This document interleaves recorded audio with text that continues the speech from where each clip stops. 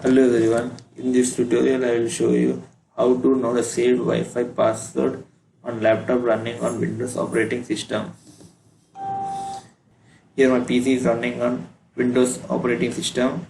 It is connected to Nubit to Wi-Fi. At the end of this tutorial we will know the Wi-Fi password of this network. Go to control panel and click on view network and internet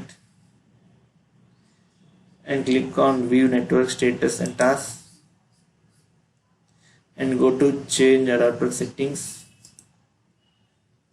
and we have here 5 networks and currently our PC is connected in Nubit Wi-Fi, and right click on it and click on status and go to wireless properties and click on network security,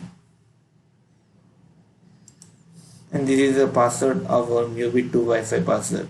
With this password we can connect to our mobiles of mobile. Thank you for watching the video.